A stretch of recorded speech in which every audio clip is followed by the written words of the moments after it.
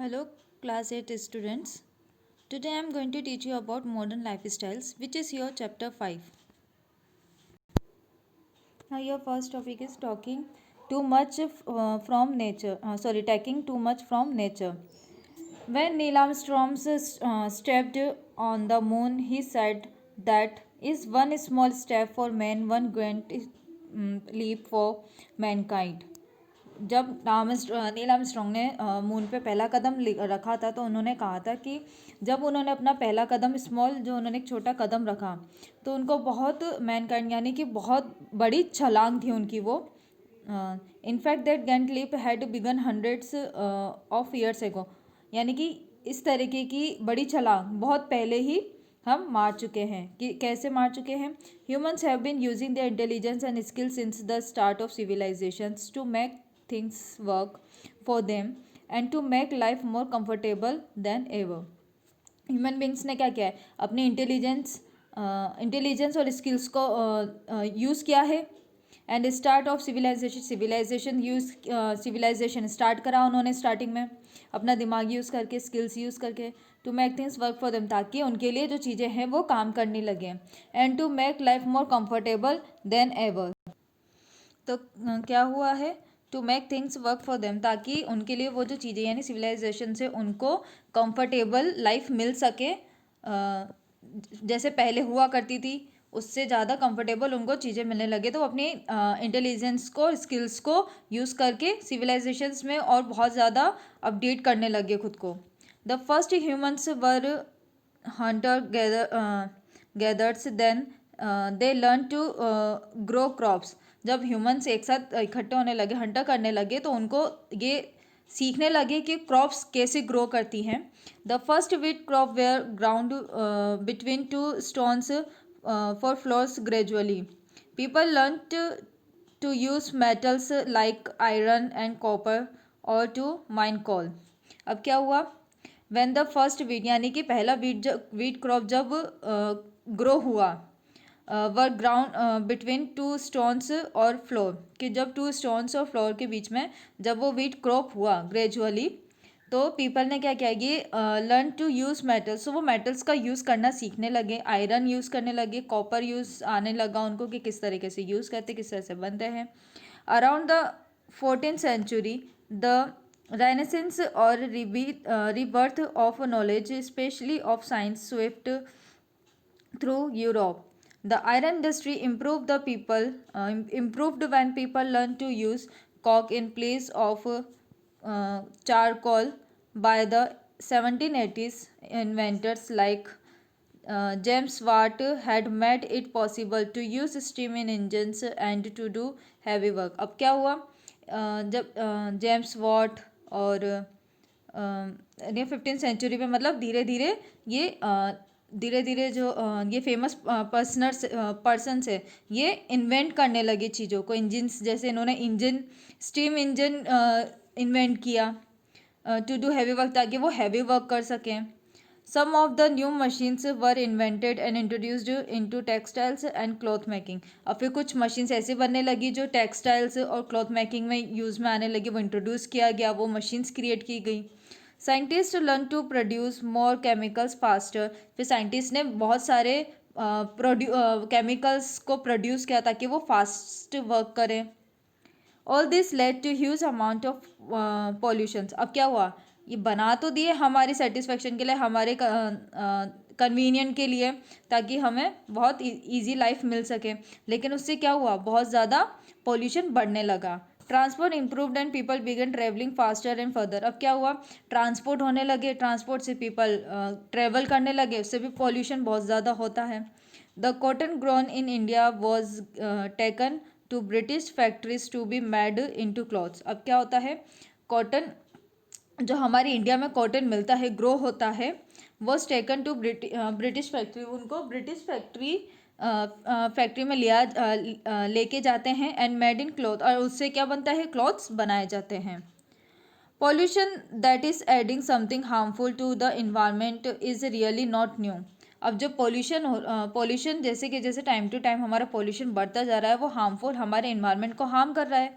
अब ये बहुत नई बात तो है नहीं, ये बहुत पुराने से चल रहा है कि ये पोल्यूशन इस तरीके से बढ़ता ही जा रहा है। Smoke from the first fire that humans lit was a source of pollutions, but the earth could take it since there were fewer people at that time. अब क्या हुआ है कि स्मोक है, जब फर्स्ट फायर किया था तो इसमें स्मोक हुआ था। It was a source of pollution, वो क्या एक सोर्स है पॉल्यूशन का। But the earth could take it since there were very far peoples at that time, क्योंकि वहाँ पे बहुत कम लोग थे तो वहाँ अर्थ का इतना ज़्यादा फर्क नहीं पड़ा था। As we took more and more from the nature, लेकिन अब हम क्या कर रहे हैं, नेचर से ज़्यादा मांग रहे हैं। Few thought of making sure that the smoke that factory blazed out and the waste water that flowed over the land and into the river, lake and sea was treated so that effluents would not pollute the atmosphere and water bodies. अब क्या हुआ है कि हम nature से बहुत ज़्यादा मांग रहे हैं, उससे फैक्ट्रीज बन रही है, फैक्ट्री से बहुत ज़्यादा स्मोक हो रहा है, वाटर में वेस्ट जा रहा है, फ्लो कर रहा है, हमारी लैंड और लेक रिवर्स ये सब क्या हो रही है, गंदी हो रही है, उनको ट्रीट किया जाता है इन्फ्लुएंसली। उससे क्या होता है, हमारे एटमॉस्फेयर और वाटर बॉडीज़ सब क्या हो रहे हैं, पोल्यूट हो रहे हैं। तो ये बहुत हार्मफुल चीज़ें हम करते जा रहे हैं day by day. Next is life style in modern society. Modern society in the life style कैसी है, यानी हमारी लाइफ स्टाइल कैसी है। Think of your average routine during the course of the day, make a list of a think you do and the resource you use in each case. अब क्या हो रहा है, जैसे टेबल 5.1 पे हम देख सकते हैं, एक्टिविटीज़ देख रहे हैं, रिसोर्सेज देख रहे हैं। एक्टिविटी है रिसोर्सेज, नेचुरल रिसोर्सेज में मैन्युफैक्चर और प्रोसेस क्या है, जैसे ब्रशिंग टीथ है, ठीक है, इसमें क्या लग रहा है, नेचुरल वाटर लग रहा है, टूथब्रश और टूथपेस्ट लग रहा है, बाथरूम में वाटर, सोप, टॉवल, शैम्पू। तो हम ये सब क्या कर रहे हैं, ये चीज़ें बन रही हैं, न्यू प्रोडक्ट बनते जा रहे हैं, तो पॉल्यूशन भी हो रहा है। इसके अकॉर्डिंग केमिकल्स यूज़ किए जाते हैं इन पे। Having breakfast, fruit, milk, butter, off to school, fuel लग रहा है, बस, स्कूटर, कार यूज़ कर रहे हैं हम। In the school would use में आ रहा है, building, electricity, paper, rubber, link. तो ये सब क्या हो रहा है, ये प्रोडक्ट्स यूज़ कर रहे हैं हम मॉडर्न लाइफ स्टाइल में हमारे। तो ये हमारे क्या है, डे टू डे लाइफ का एक रूटीन बन गया है। Now imagine you are a teenager from a period 1000 years ago। अब हमको क्या बोला है कि आप इमेजिन करें कि आप एक टीनेजर है, बच्चे हैं, from a period 1000 years ago, बहुत सालों पहले के एक बच्चे हैं। Draw up another list of what you would have done through out the day and the resource you would have used. अब आपको क्या करना है, एक लिस्ट ड्रॉ करनी है, एक लिस्ट बनानी है आपको, और उस लिस्ट में क्या होगा, आपको ये बताना है कि आपने पूरे दिन में क्या किया और कौन से रिसोर्सेस आपने यूज़ किए। It might look something like as given in table 5.2। अब 5.2 आपको ये टेबल दी गई है, इस 5.2 टेबल में आप देखेंगे तो एक्टिविटी पहले क्या होती थी, ब्रशिंग टीथ हो गया, उसमें वाटर, टिंग, बाथरूम में वाटर, वेजिटेबल स्क्रब होता था ओनली, हैविंग ब्रेकफास्ट में फ्रूट और मिल्क होता था, ब्रेड एंड बटर होता था, आफ्टर स्कूल में ओनली वॉक होता था, no vehicles to be use. यहाँ पे पहले क्या होता, कोई व्हीकल यूज़ नहीं करते थे, पोल्यूशन नहीं होता था। लेकिन अब क्या होता है, हम स्कूटर, पर्सनल स्कूटर, कार, बस, ये सब यूज़ करते हैं, जिसमें कि फ्यूल ज़्यादा लगता है, स्मोक निकलता है, पोल्यूशन होता है बहुत ज़्यादा। उससे क्या होता है, हमारा एटमॉस्फेयर की एयर पॉल्यूट होती है, तो हमको ब्रीथिंग में प्रॉब्लम होती हैं और बहुत सारी बीमारियां लग जाती है पोल्यूशन से भी। So each of us uses natural resources. हम सब क्या करते हैं, नेचुरल रिसोर्सेज का यूज़ करते हैं। Natural resources are majorly classified into renewable and non renewable resources. Natural resources को हमेशा टू मेजर क्लासिफाइड किया जाता है, renewable and non renewable resources में। सम रिसोर्सेज लाइक एयर और wind, water and sunlight are renewable, other like petrol and coal are non renewable. Natural resources are not for the use of humans alone. अब natural resources सिर्फ humans के लिए ही नहीं है कि सिर्फ humans ही खुद मतलब सिर्फ ह्यूमन्स ही यूज़ कर सकते हैं उसको। They are for all creatures present on the earth पे जितने भी क्रिएचर्स होते हैं सबके लिए नेचुरल रिसोर्सेज यूज़ कर सकते हैं, कोई भी यूज़ कर सकता है उनको। The more we use this resources the less we leave for other. जितना रिसोर्सेज को हम यूज़ करते जाएंगे उससे क्या होगा, हमारे आने वाली जनरेशन्स को उतना ही कम बचेगा रिसोर्सेज यूज़ करने के लिए। Any manufacturing process is an unnatural cycle that uses natural resources.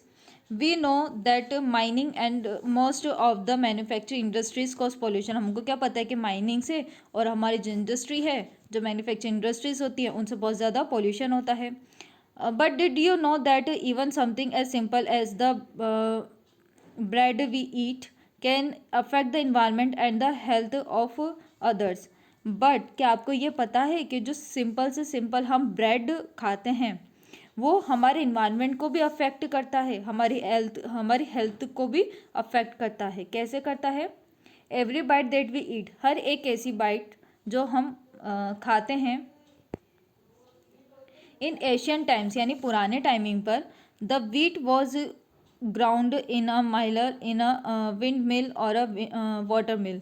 उससे क्या होता था, जो व्हीट होती थी वॉज ग्राउंड, उनको ग्राउंड में उगाया जाता था by the miller and in a windmill, windmill से। The steam engine brought hope even to the miller, this made miller much faster. The industrial revolutions encourage people to find way to make machines work for them. अब industry revolution में क्या हो रहा है, वो encourage कर रहा है पीपल को कि वो मोर मशीन्स बनाए उनकी कन्वीनियंस के लिए, ताकि उनका वर्क इजीली हो सके। Enterprising engineers like Henry Seaman devised the ruler milling machines that in the late 19th century। Late 19th century में हेनरी सीमन डाइवर्ट ने क्या किया था, मशीन्स बनाई थी। This machines had rollers made of steel. ये क्या मशीन्स क्या करती थी, स्टील रोल करती थी। Modern milling machines are installed in huge factories. अब ये क्या, तो बहुत बड़ी फैक्ट्रीज में बनाया जाता है इनको। ईच ऑफ दिस फैक्ट्रीज में generate different kind of pollution such as air pollution and noise pollution in cleaning and grain and separating of the skin and the wheat grain inside. तो इससे क्या होता था, जो फैक्ट्रीज थी, हर एक factory जिसमें वो बनाए जाते थे, जनरेट किए जाते थे डिफरेंट काइंड ऑफ तो वो तो अलग अलग तरीके के पॉल्यूशंस होते थे उनके वजह से। जैसे एयर पॉल्यूशन हो गया, एयर पॉल्यूशन तो हो गई सॉरी, नॉइज़ पॉल्यूशन की आवाज़ बहुत ज़्यादा होती थी तो उससे भी आपको नॉइज़ पॉल्यूशन होता था। इन क्लीनिंग द ग्रेन, जब वो उसको ग्रेन को क्लीन करते थे तो बहुत ज़्यादा पॉल्यूशन होता था। Separate the skin and the wheat green inside. The 23 February 2004 volume of the American Journal of Industrial Machines carried a study of the health of workers of wheat mills in निगेरिया। अब क्या हुआ है कि 23 फरवरी 2004 में जो volume था American का of industrial machines का, उन्होंने कैरी किया, एक स्टडी किया उस पर of the health of workers की, वर्कर्स की हेल्थ कैसी है, कि वो जो व्हीट माइल्स ले रहे हैं जो नाइजीरिया में, उनका वर्कर्स पे हेल्थ पे क्या फ़र्क पड़ता है उनका। तो 54% of millers suffered from respiration problem. तो 54% वर्कर्स को रेस्पिरेशन यानी सांस लेने में प्रॉब्लम होती थी, उनको सफोकेट होता था बहुत ज़्यादा, वो सफ़र कर रहे थे रेस्पिरेशन प्रॉब्लम से। The study recommends the factories take improve dust control measure. अब क्या हो रहा है कि स्टडी की गई ये रिकमेंड करने के लिए कि फैक्ट्रीज के अंदर जो इम्प्रूव हो रहा है डस्ट को, उनको कंट्रोल कैसे करें, उसको मेज़र करके कैसे हम कंट्रोल कर सकते हैं। Owners of factories ought to ensure efficient pollutions control measures. अब वो ये कि हम फैक्ट्री में ऐसा क्या कर सकते हैं इंश्योर करने के लिए कि जो पॉल्यूशन है वो कंट्रोल हो सके। Now polluting out too much, pulling out too much. In 1798, Thomas Malthus observed that pollutions grow geometrically. अब क्या हुआ है इन 1789 थॉमस ने ये ऑब्जर्व किया कि जो पॉपुलेशन है वो ज्योमेट्रिकली कैसे ग्रो हो रही है। This means a populations of 2 people will soon grow to 4। अब क्या हुआ, उसने क्या नोटिस किया कि जो एक फैमिली में जो 2 लोग थे उनसे 4 लोग कितनी जल्दी बन रहे थे, कितनी जल्दी ग्रो होते जा रहे थे। एंड देन टू 4, देन फिर क्या हुआ, 4 से 8, 8 से 16, 16 टू 32 एंड 32 टू 64। तो ये किस तरीके से पॉपुलेशन डबल होती जा रही थी continue. But the amount of food grow arithmetically, लेकिन उससे क्या हुआ, फूड जो है वो जिस तरीके से उसको ग्रो होना है, जितना वो टाइम लेगा वो उतने ही टाइम लेता है बनने में, ग्रो होने में, तो वो उसी अकॉर्डिंग चल रहा था। That is in the pattern of 1 2 3 4 and 5। तो जिनका पैटर्न है, जिस तरीके से वो बनते हैं 1 2 3 4 5, उसी पैटर्न में वो ग्रो होते हैं फूड। तो in 1662 John Graunt wrote natural and political observations. जो जॉन था उन्होंने 1682 में 1662 में ये बोला था कि जो नेचुरल एंड पॉलिटिकल ऑब्जर्वेशन जो था उनका made upon the bills of mortality, उनका जो उन्होंने ऑब्जर्व किया था वो क्या था, बिल्स ऑफ मोर्टालिटी में। Most of the dead he noticed included mothers dying after child birth. उसने ये नोटिस किया कि बहुत सारी डेथ हुई। कब डेथ हुई, कि उसने ये नोटिस किया कि जब एक माँ अपने बच्चे को जन्म देती है तब बहुत सारी माँओं की मौत हो जाती थी। Babies below 1 month dying due to dropsy. अब क्या हुआ कि बेबीज भी 1 मंथ के अंदर मरने लगे, डाई करने लगे ड्यू टू ड्रॉपसी के वजह से। Tuberculosis, dysentery and tonsil, septic tonsils and liver disorder. तो ये सब प्रॉब्लम्स होने लगी। एज मेडिकल साइंस इम्प्रूव, फिर मेडिकल साइंस इम्प्रूव्ड हुआ, the number of death reduced. फिर क्या हुआ उससे, अगर जब मेडिकल साइंस इम्प्रूव्ड हुआ तो उससे डेथ रिड्यूस होने लगी। Improvements in medical science have insured that the people live longer. फिर क्या हुआ, जो मेडिकल ने ये इम्प्रूव किया कि पीपल्स जो हैं, वहाँ के जो लोग हैं वो ज़्यादा लंबा जीने लगे। In 1850, people lived in average life of 40 years. Today, a good number below of the candle on their 80th birthday cake. With new inventions in science, people would find the causes of disease. Now अब क्या हुआ, जो भी inventions होते हैं science में, तो वहाँ पीपल क्या करते हैं, डिजीज़ को फाइंड कर लेते हैं कि कौन किस इंसान को क्या बीमारी लगी, हम वो फाइंड कर सकते हैं और उसी से उसके अकॉर्डिंग उसको मेडिसिन देकर सही भी कर सकते हैं। John so found how does cholerae spread and sanitation was improved. More medicines, both preventive and prophylactic, were manufactured. All this help in increase in population manifolds. Improvements in agriculture and transport industries have resulted in growing of more food. अब क्या हुआ, agriculture में improve होने लगा, transport industries में improve होने लगा। Have result in growing for more food. अब उसका रिजल्ट ये मिला कि अब क्या हुआ, फूड मोर ग्रो करने लगा। More food available at one place can be taken to place where there is scarcity of it. अब क्या हुआ, फूड अवेलेबल होने लगा लोगों को। At the place can be taken to the place, जब एक प्लेस से दूसरी प्लेस पे जाते थे जहाँ पर लगता था कि फूड की कमी है, वहाँ पर भी उनको वो फूड मिलने लगा।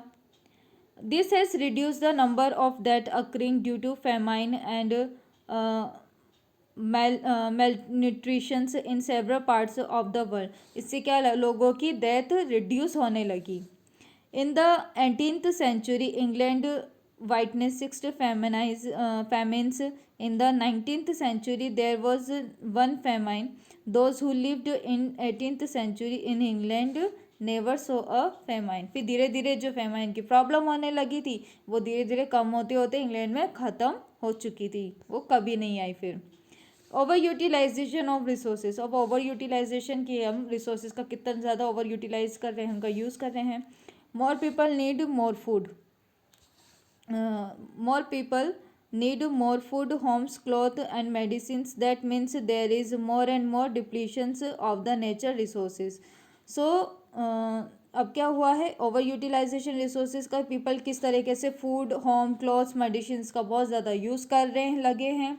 एंड इसका ये मतलब हुआ है कि अब ज़्यादा से ज़्यादा डिप्लीशन होने लगा है नेचुरल रिसोर्सेज में। और ये डिप्लीशन कैसे होने लगा है, इसके बारे में हम नेक्स्ट लेक्चर में पढ़ेंगे। So we will meet in our next lecture. Till then take care.